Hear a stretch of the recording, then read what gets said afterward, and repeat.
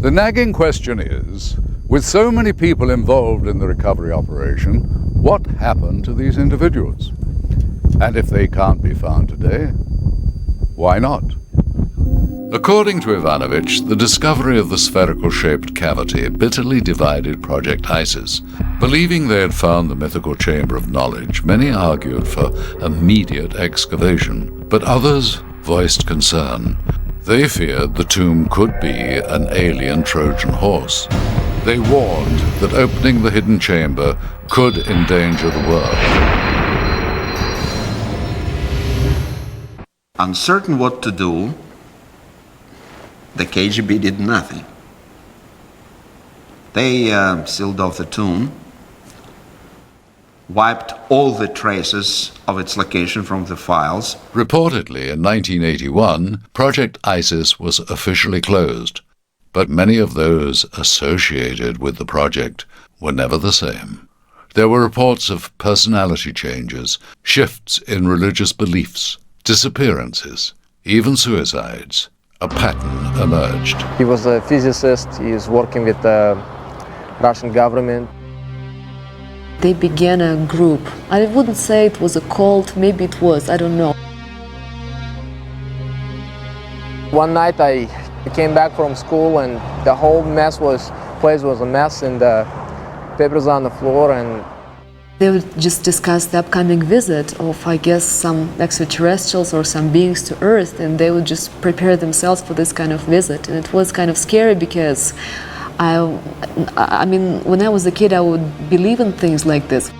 The night before this happened, he was talking to my mother, and I overheard that he was saying Egypt, something out of this world, something not from Earth, and you know, and then he said KGB, and that's about it. It was scary for me to realize that my family belongs to some kind of cult or things like this, and God knows what they believe in. It was very strange, and I was thinking that maybe my family is, I was wondering if they were okay. When I walked into the room, you know, father was laying on the floor with a gunshot.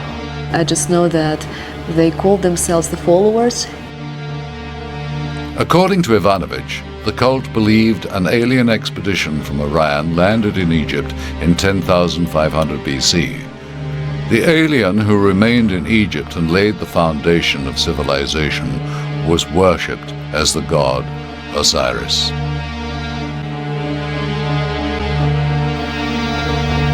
The followers believed it was Osiris who was buried in the tomb of the visitor. They believed the chamber below the tomb contained alien machinery that could split the fabric of space and time, producing a portal to the aliens' home planet. They planned to go to Egypt and gather at the tomb.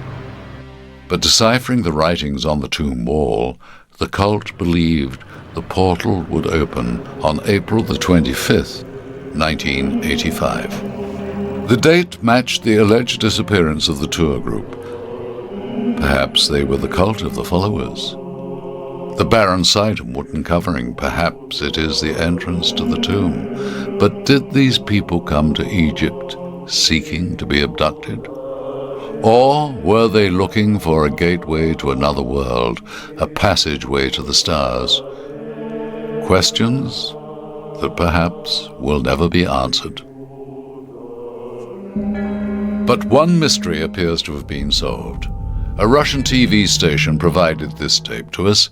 They asked a woman to view the home video. She claims to be the daughter of a couple who were cult members. She has not seen her parents since they departed for Egypt in 1985. Я думаю, что в этом нет ничего существенного. Please keep on rolling, right? Yeah. So, автобус. Could you blow it up a little bit? I wanted to see, like, back off a little bit. I want to see that sign. Появится. Но не вижу ничего Сейчас, не появляется. подождите, сейчас. Ну да, они идут куда-то. А вот это вот, ну что вот это вот такое, вот это мне хочу. Вообще-то, может быть, вообще-то не Египет, вообще-то другая какая-то страна непонятная. Вот это вот. Что это может? Прибыла, судя по всему, на место встречи. Папа! Мамочка, господи, мама моя! Ой, май гад!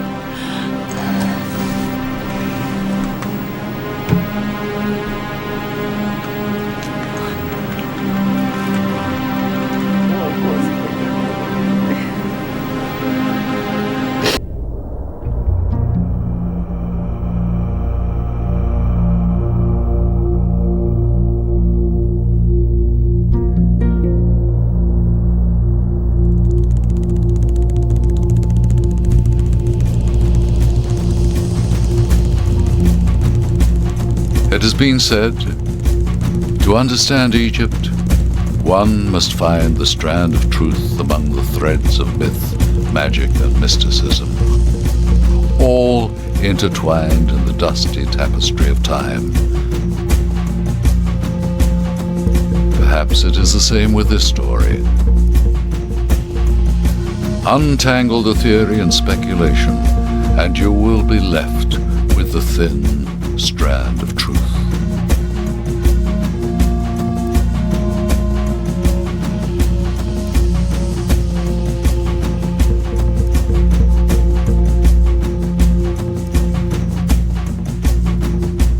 The whole phenomena, which is impossible to hide now, of UFOs all around the world, particularly in this century, shows that we were under surveillance for a very, very long time. What I find most interesting about Dr. Ivanovich's theory is the connection between the abductees and Egypt. Now, as a memory aid, I sometimes give my patients a series of pictures of mythological creatures and ancient gods, and I ask them to stop on the photo that most closely resembles the alien they encounter, and almost always, without fail, they stop on the photo of the Egyptian god. Aliens were very much interested in preserving society from very destructive internal turmoils. And they found extremely intelligent way for it.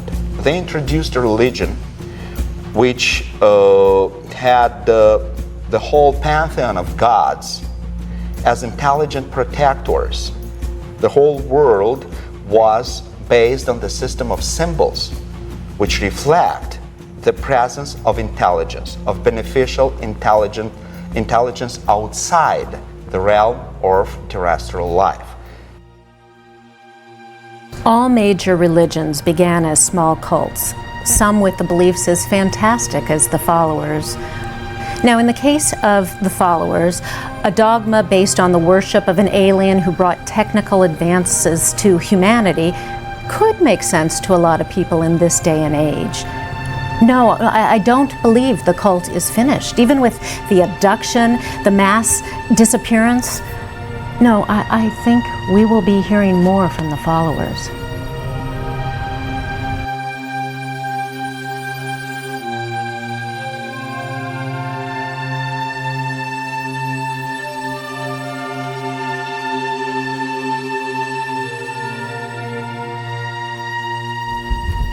With all that we have unearthed here, the big question seems to be, what is the significance of what are clearly some very profound discoveries?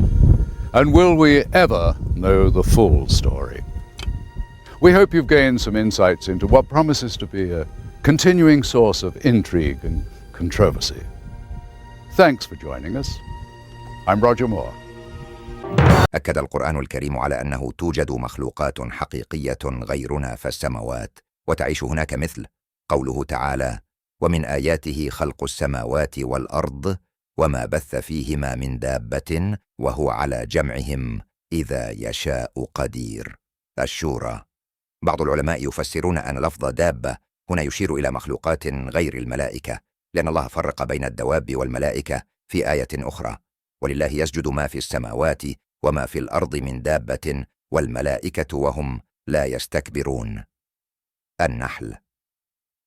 هذا قد يفسر على وجود مخلوقات في السماوات والأرض ولا نعرفها، لأن هذه الآية، آية النحل، تذكر دواب السماوات والأرض وتفرق بينها وبين الملائكة، مما يفتح احتمالات لوجود مخلوقات أخرى لنعرفها. وفي سورة الجن وجميع آيات الجن في القرآن الكريم، وخاصة الآيات التي تشير إلى أنهم مخلوقات عاقلة مثلنا وتستطيع أن تفهم اللغة والدين، لكننا لا نراها ولا نعلم عنها شيئا، وتستطيع الصعود للسماء والهبوط للأرض، ولها سرعات وبعض القدرات التي لا يستطيعها الإنسان.